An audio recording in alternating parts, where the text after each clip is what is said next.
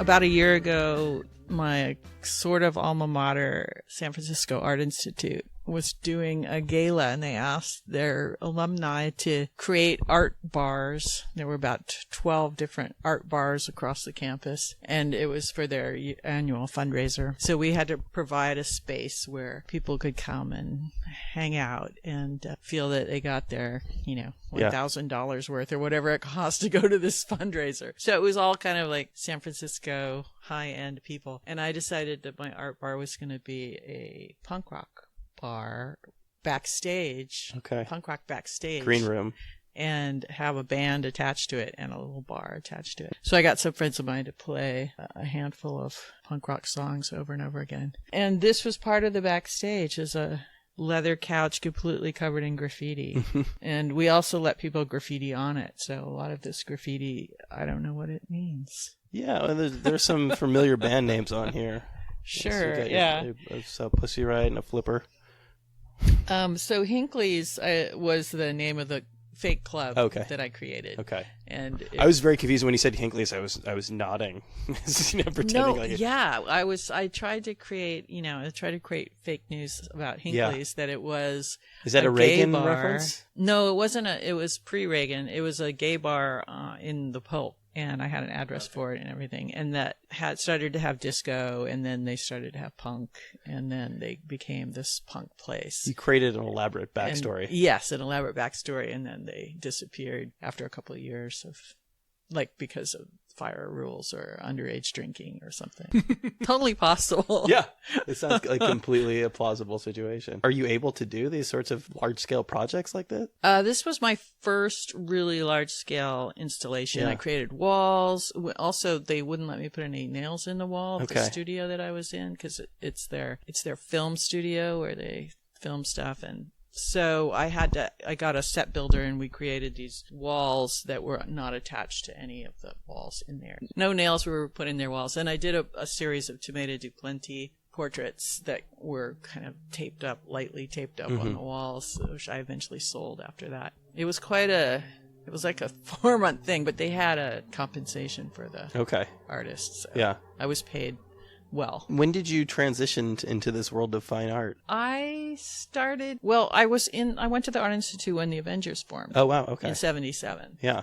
I came and then to something else sort of took up your time for a little while while there. And punk rock took over my life. So visual art's always been something I've been in my mind and working on. So punk rock took over, and then I didn't get back to two-dimensional art until I decided to go back to school and get my bachelor's. And the thing I had the most credits in was studio art. So I went back and I got my bachelor's in painting. So the deciding factor was the thing that you were closest to graduating in? Yeah, kind of. And then I started painting again, oil paintings, mostly figurative and portraiture. And I can show you some of that later in the house. Yeah. But this particular installation was something I really didn't have that much experience putting together, but I've been in a lot of punk rock backstages. So I created like a really shitty spread of food and just terrible weird combinations of salami and candy and like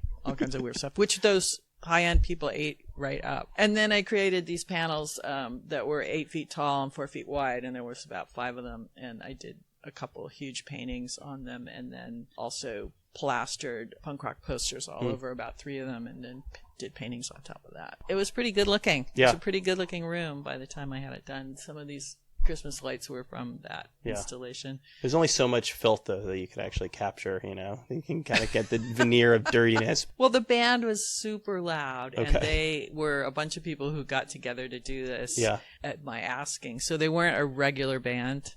So they were kind of loud and shitty. And the singers were really dressed up in some crazy-ass outfits. So I think a lot of people that walked in there probably would have stayed longer if the band wasn't so loud. Yeah. But that was part of it. You're backstage and you're hearing the opening acts or whatever, and you're just like, Coincidentally, I got totally, like being on tour, I got totally sick right before that happened. And Greg from the Avengers was going to play a few songs with him, and I was going to jump up and sing a couple of Avengers songs. And I was only, out of 3 sets, I was only able to croak out one very terrible car crash. Do you get stress sick? No, I was actually horribly ill. Oh, okay. And it just happened right when this thing was happening. Yeah. I could not get out of this thing in any way. I started to realize as I've gotten older, it only occurred to me in hindsight that I'm like, why do I keep getting sick around these big events? Oh, my body's shutting down. Oh, yeah. Yeah. Well, when I go on tour, my throat gets crispier and crispier. Yeah. Like it starts to break up because especially the Avengers, I'm Yeah. singing really hard. Have you been able to kind of work through that? I mean, have you figured out kind of easier methods of singing on your throat? Yeah, I'm a much better singer now than I was Yeah. in the early days when I was a teen. I should hope so. I think the problem is just talking to people at a loud level after the set Yeah. or before the set. That's where you really lose Yeah. your voice because talking is hard on your voice. And then I also did find that coming off of tour, about a week later, I would get sick. It just sort of takes a like- while for the microbes to really work their way into your system. Post-tour Yeah. stress sickness or something. Do you find that your history with the band has opened up some venues in the art world for you? Interestingly, no. Well, all right. no. Next question.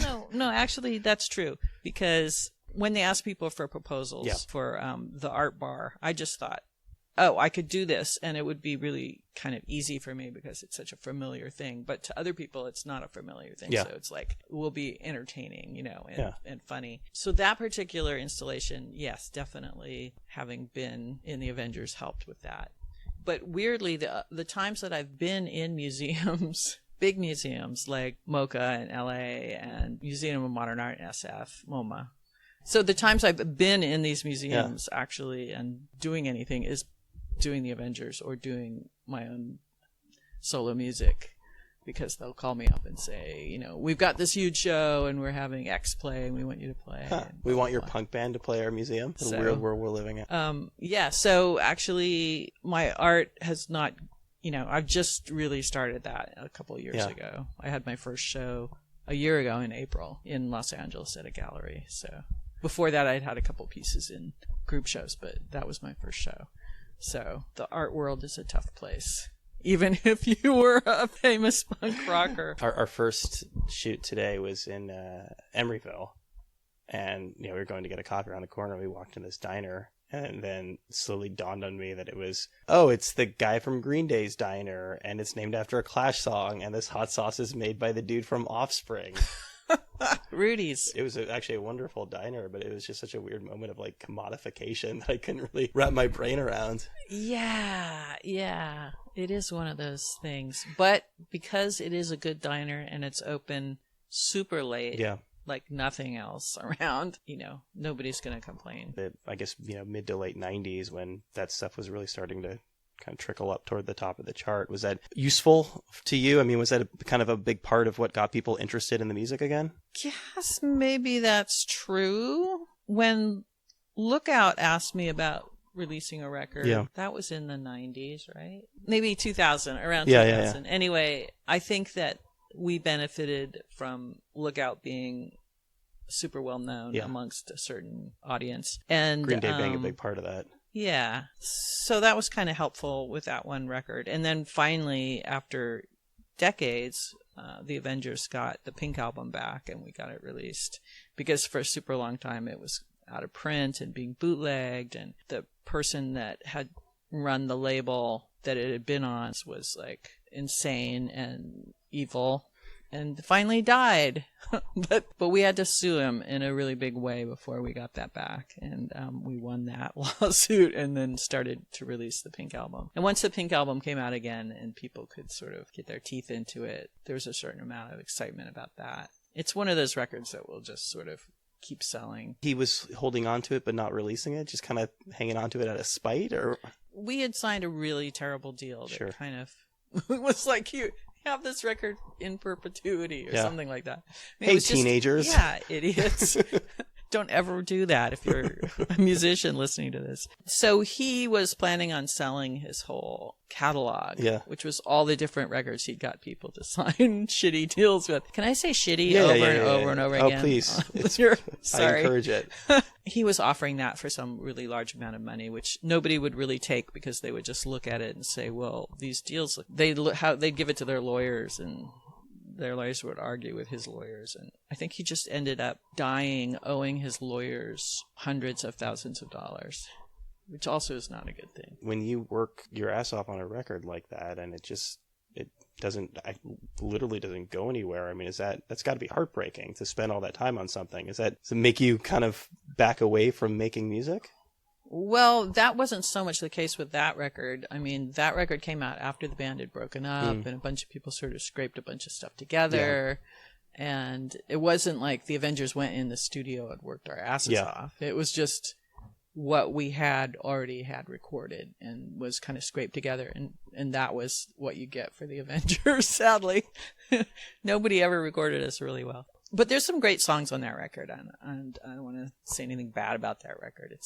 It's pretty awesome, but in my own solo career, I have worked my ass off on records, and then just had them on teeny labels and had them just kind of disappear, go into the middle of nowhere, which is kind of how I feel about my last album. It came out in 2012, and I recorded it at Fantasy, and you did a fair amount of press around it. Most of the recent interviews I've seen with you were happening right around that time. Right, yeah.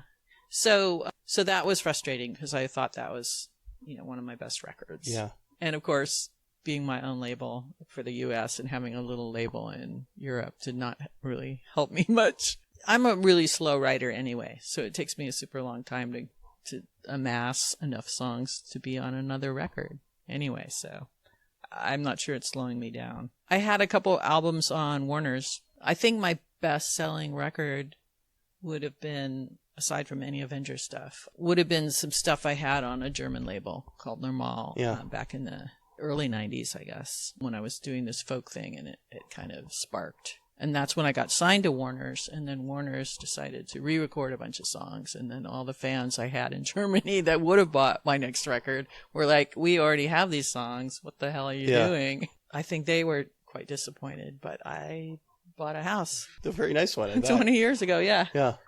Which is now a very nice house. It must be helpful then to have painting and music, if you're a slow writer, to be able to just sort of hop around a little. When the music's not really coming, you have plenty of other outlets to work on. Oh, yeah. Plus I have a job. Oh. I work at the San Francisco Public Library, the main library. And for the last 5 years, I've been in the San Francisco History Center and Special Collections. And I'm forcing them to start the San Francisco Punk Archive. So that's kind of a cool thing. But I've been working at the library part-time for probably 18 years now. Yeah. You enjoy it? It's a fantastic job. It's really great. I don't have to worry about, if I cut my finger off and need to go to the hospital and have it sewn back on because I have health coverage. I guess when I was on Warner's, I didn't have a job there. I was just, living off the largesse of Madonna and Green Day and all those other people that are on Warner's for a little while. And then that little dream was over. Yeah. I honestly don't know how people do it. I mean, I've had a day job for a long time now, and there was a period in my life where I'm in publishing, so I've been laid off a couple of times. And there was a point in my life where I was forced to freelance. And honestly, I don't know how people do without some sort of structure in life. Yeah, I have very few friends that have actually made a living writing their songs and making records. I mean, Chuck Prophet is one of them. Mm-hmm. They just tour all the time. Yeah, they're always on the road. He's kind of its own old road dog. Its own sort of misery. And in a way, it's great, but in another way, it's but that's what. I guess Chuck loves it, and he's a really good songwriter, a great guitar player, and an all-around hilarious guy. I think it's great, but they're really, the people that I've known throughout my musical career, there's not that many of them that have actually been able to just go ahead, have no day job, just live off of it. Obviously Green Day, Billy Joe, but it's such a balancing act. And most of the people I know that are musicians actually have some kind of other way of making money. I mean, obviously you're willing to make a lot more personal compromises to do it when you're younger and you have the energy and, you're not as concerned about being comfortable in life or not living in squalor. It's Right, a lot easier right. to just go full bore into that. In the Avengers days, when I was 19 when the Avengers started, we didn't think about any of that. We some of us had jobs actually in the Avengers, but basically all we needed was enough money to pay the rent, eat a little bit of food, and maybe have enough money to gas up the car to drive to LA and play down there. We didn't think of it as a career in any sense. And I don't know what we thought. I don't know what we thought was going to happen. But every one of the Avengers, aside from myself, has had kids, and one or two each, and they had to get jobs and face reality. Is that what sort of facilitated the end of the band? Oh, no. We broke up in 1979. It was just some stupidity. Yeah. Nothing in particular. It was just a bunch of people teenagers got interested in other stuff, or I don't know. Nothing dramatic. It was not my idea, but I didn't really think, oh my God, my first band is the band everyone will forever know me by. I didn't really think I was going to be a career musician. I was still, I was still thinking I was going to grow up and be a painter. So it wasn't the end of the world. No. But weirdly, I moved to LA and I started working on other musical projects and writing music with different various people and being in this crazy film that starred the Screamers, Tomato Do Plenty. That took a few years of my life. That was pretty crazy.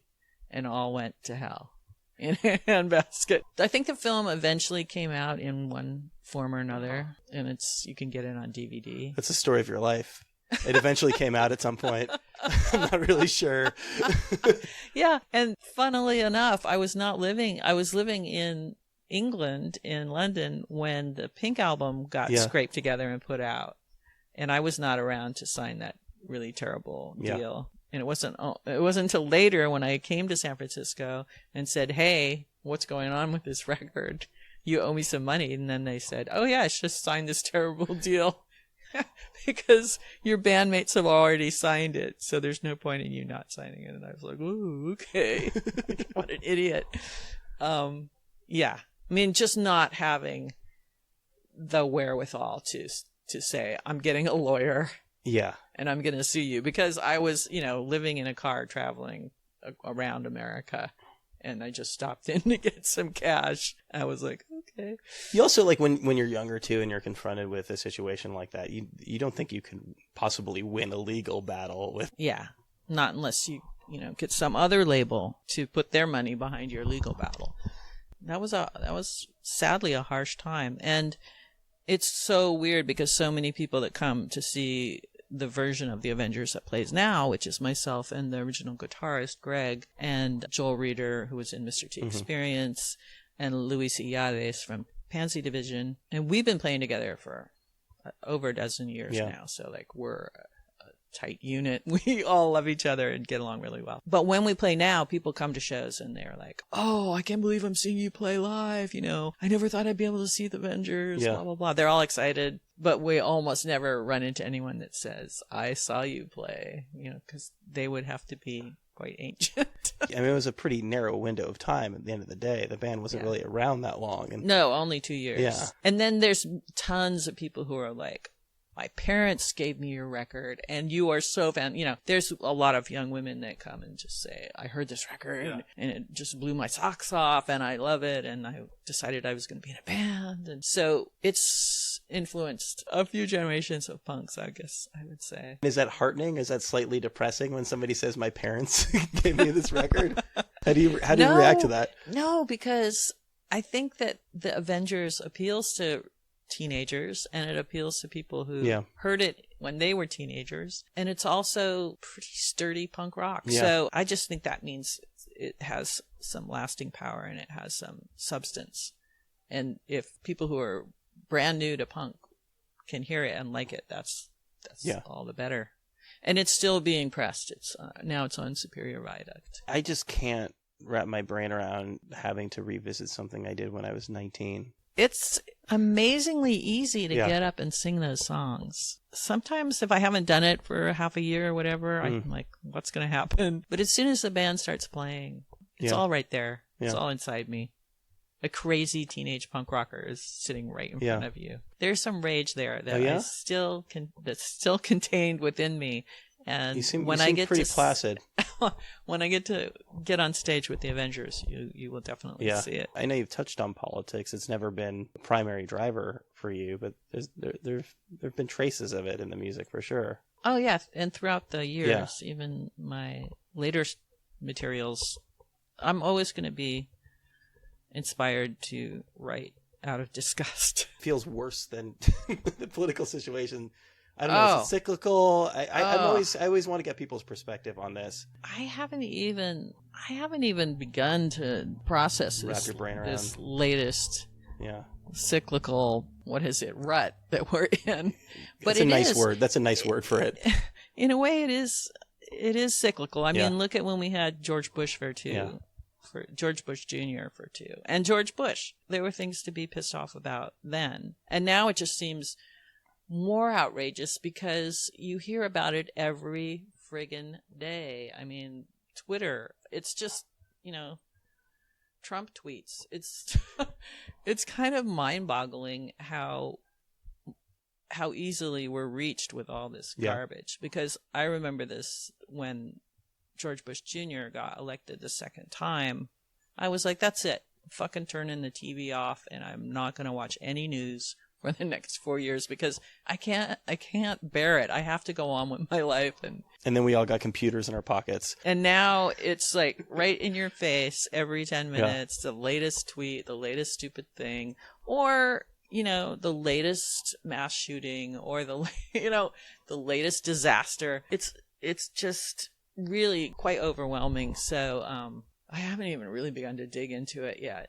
And more power to all the artists and musicians that are just reacting and going for it. But I'm kind of like sitting back and trying to see where it's going. Are you able to have the same kind of catharsis in painting that you have in music? My paintings are really a different expression. I do figurative and portraits, and my paintings are much more about the human condition and individuals. I don't really do political paintings per se. Yeah.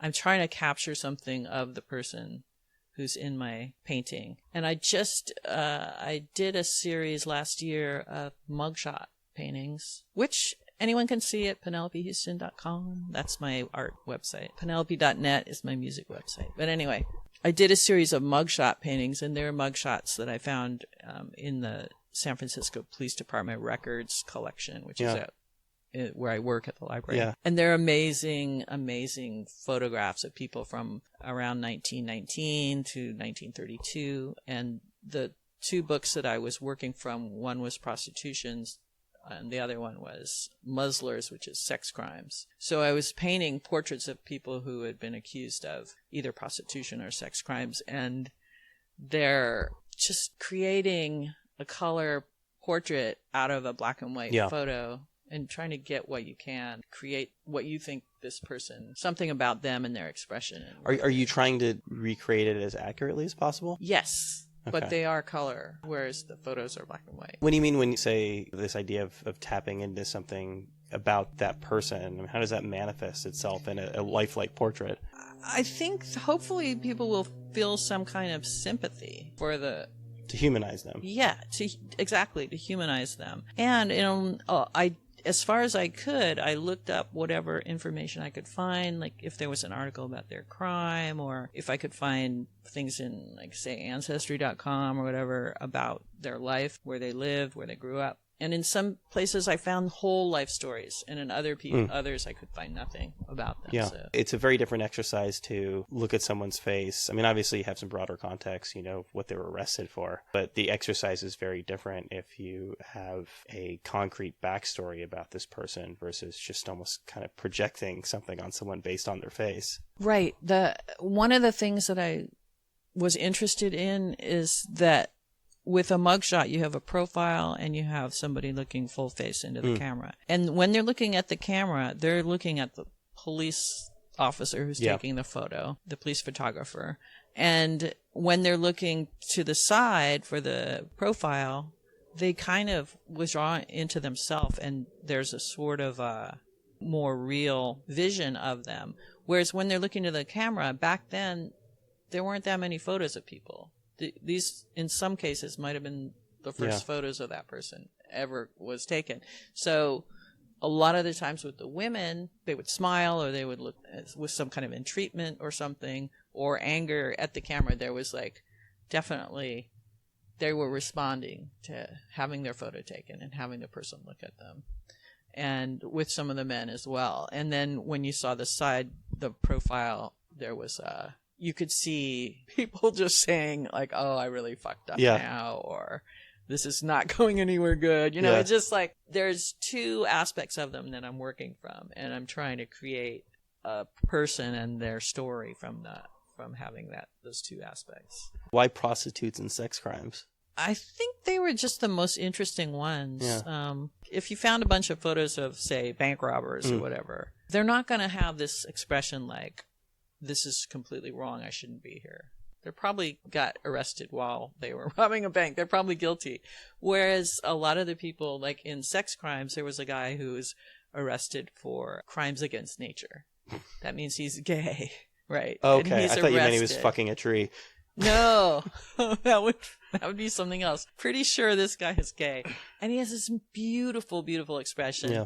He's African American, and he's a beautiful man, and he looks really proud, unapologetic. And I just love that. And that was like really amazing. And then you see people who've been arrested for something involving a juvenile, and they got a big black eye, and they're just kind of like, you know, when did my life go to hell? Like, there's just so many stories in their faces. Obviously, I chose the ones which I felt were the most expressive. Some of the women, there's this one woman, her chin's up really high, and she's like, I'm going to be a movie star. And I looked her up, and she actually moved to LA and got married and was in some movies, some small parts and stuff. You've got the makings of a short story there.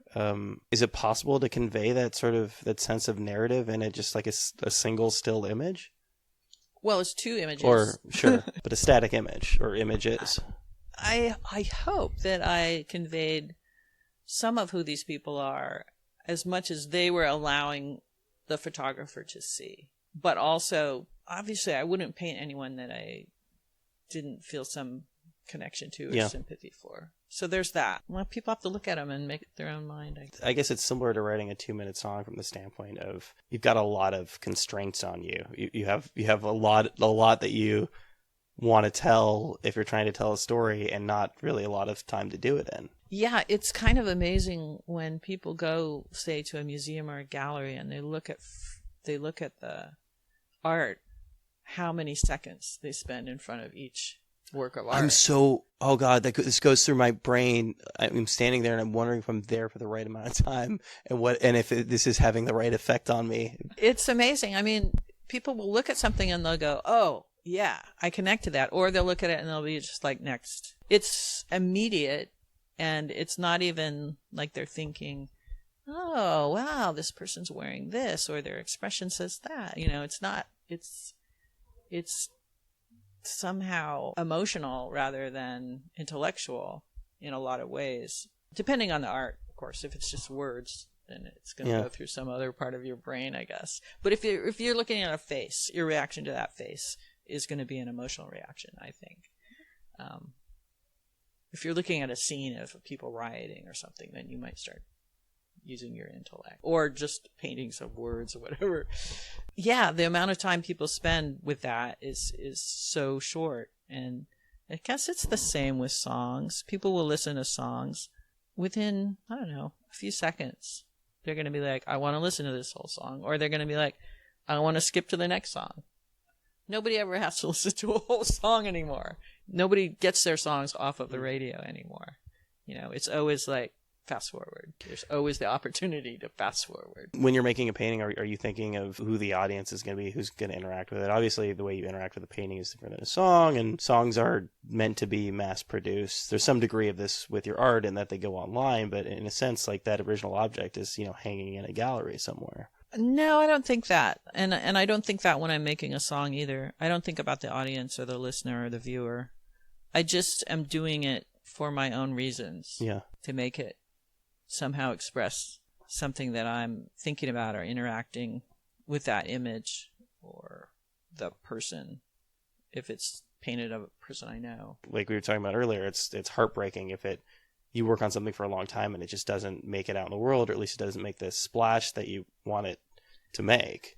Oh, I think that's something that every artist and every musician probably struggles with, is that you can't really plan on what's going to happen to your art. You just have to make it and then see what happens. Obviously, if you're writing a song for a Broadway musical, then you have a plan for that. Yeah. And it can't exist without a lot of people putting a lot of time and money into it becoming a Broadway musical, you know. It's a lot more likely to fail because it's such a narrow pipe. There are so few, Broadway shows versus... But also, when you're writing a song for a Broadway musical, you're planning, you want to have it hit whatever notes are going to work for that. Sure. That's like craft, perhaps. A little manipulative, maybe. Yeah. If you were a craftsman and you were creating art that you were going to sell to a specific audience, like I'm painting seascapes and I'm going to sell them in Carmel to a certain audience who are tourists who want to remember this by buying a seascape, then I think that's craft. But if you're an artist or a musician who's not writing for Broadway, oftentimes you don't have a plan for it. You just start creating it and it goes where it goes, or it's in your closet. She said, pointing to where her closet, I assume, is. Is music the same way from the standpoint of if you felt like there wasn't an audience, and this has certainly ebbed and flowed quite a bit in your career, but if you felt like this wasn't going to make it onto an album, or you felt like maybe at this point in your career people didn't particularly care or want to hear it, would you still be driven to make that music? I think that I personally work best if I have deadlines, people pushing me. And since I'm not on a label and I don't have to put out albums at any particular rate, it's like it'll happen when they happen. It happens when it happens. And in some ways, if I was doing what Chuck was doing and I didn't have a job and I was making my living touring and writing songs and doing new records and stuff, then I would be writing a lot more songs. I could just say that pretty truthfully. Have you regretted not attempting to really make music that full-time thing? I did attempt to make it that full-time thing when I was on Warner's. I was touring around Europe and the US, and I was really trying. Okay. I was trying real hard. I feel like I have tried. I have tried to make it happen. And interestingly, the Avengers, which I still play out with, we're still doing it. We're still, when there's opportunities and everyone can get away from whatever their life is turned into, then we get together wherever in the world and we play, and it's always super fun. But obviously, if we didn't have the commitments that we have now as human beings, the Avengers could be touring probably a lot, all over the world, just because. Do you feel like the interest level is still there? I feel like the genre of punk is still popular enough that you could just keep doing it. And if that were the case, we might end up creating songs and recording new albums. But I've always felt a little funny about that, not about doing that without the original lineup. But I mean, look at X. They play a lot, but they don't play all the time. They also have their own separate things they're doing. We have another generation of rock stars who have some sort of blueprint of what it looks like to get older playing music, whether gracefully or not. Some certainly more gracefully than others, but punk being at its core such a sort of young person genre. I had members of like Mission of Burma on the show, and I had to ask them the question too, because they were not together for a very long time, and then they got together. Did it feel strange, or is there a point where it can potentially almost feel sort of silly, getting up there and playing punk songs? For me personally, when I'm there, and I hope the audience also understands that, is that it turns into this immediate performance of what it was 40 years ago, whatever. It's kind of an amazing thing. It's like the music carries me. My rage and anger that I felt as a 19-year-old is just right there. That's your sort of driving force right there. Is the well, not not exactly rage, but just there's some kind of joy also in energy. The music. Yeah, there's this energy that the music brings out in me, and that is provided to me and to the audience and to the other people playing, and it's kind of undeniable. If people want to appreciate that now and they want to go out and see it, pay money to see it, that's great. And if they want to buy the record and listen to something that is 40 years old but still has this vitality, then that's also great. If they want to start their own band, do it themselves and feel it themselves, that's all the better. I guess in some ways, when you look at popular music and you see what have been the most interesting things that triggered new ways of thinking about music or about culture, after punk, really there's just been hip-hop and rap. And there hasn't really been a super original new thing that's come up. There's been tons of amazing music and original electronic interesting music. Maybe Some, but it's like that hasn't broken through, I don't think. I mean, unless you're talking about dance. Yeah, I don't know. Certainly in Europe. There's all these new performers and bands, and at a certain point, it's you just don't have the attention span to keep track. Exactly, yeah. And then people will be like, "Oh, he's St. Vincent," well, or whoever, and I'll look it up online, and I'll be like, "Oh, okay." Yeah, I see where there's interest in that. I see where there's something happening, but not to speak of that artist particularly. It's like, it's not mind-bogglingly original.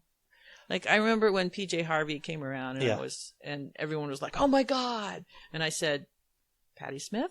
Yeah. It's like, this is great stuff and it's cool, but it's not like some mold was broken and something brand new came out. The thing about it that really puts it in perspective for me, and this is coming from a really strange place, is when I go and watch YouTube videos of old songs, from 50s, 60s, 70s, 80s, whatever, regardless of the era that it was produced in and the genre, you'll get the same comment on each of them, which is, "Why don't they make music like this anymore? Music is so bad. This was the last good music." And it'll be like a Hall & Oates song or something, and people will say that. Yeah, never read comments. That's basically but rule. But I mean, it's an interesting, it's kind of an interesting perspective on that, and that everyone kind of feels that way. Yeah, but at the same time, people will write comments like, "Oh, this person can't sing." Yeah, like that is so not the point. Yeah, if you're listening to Darby Crash, it's like, hello. Context is really difficult on the internet. Yeah, exactly. Context has been kind of blown to hell because there's just so much history and there's just so much. That's why I just barely even pay any attention to anything anymore. As wonderful as something like Spotify is for just like having all of that music there, it completely obliterates context. Yeah. I've known people who said, "Oh, I can't listen to college radio because it's too eclectic." And it's like, now it's the whole world is in some ways is too eclectic. That's and I think that's why there are certain record labels or record stores or whatever that have developed followings because somebody else is curating that, what you're hearing for you. And they're people who have really put a lot of thought into it, hopefully, if they're any good. And so there's that idea. I mean, obviously, you've got your podcast that people will listen to it because other ones you've done have had interesting people and interesting questions. So you get a following. But yeah, it's hard you can't count on anyone to have context when they listen to what you've done or look at your painting or whatever. You can try to supply it, or you can just put things out there. Do you see yourself always making music? I see myself probably always performing. Writing music has kind of gotten more difficult. I think you have to really make an effort to do it. You have to make the time to do it. And that might happen again for me. You don't sound positive. I love performing. I love singing. And I love singing the punk rock songs of the Avengers, but I also love singing my own work, which is more recent. And there's something about that. There's something ephemeral about performance that is when you're in the same room as another person and you're hearing them perform. It's great. It's fantastic. So, yes, I probably will keep doing it.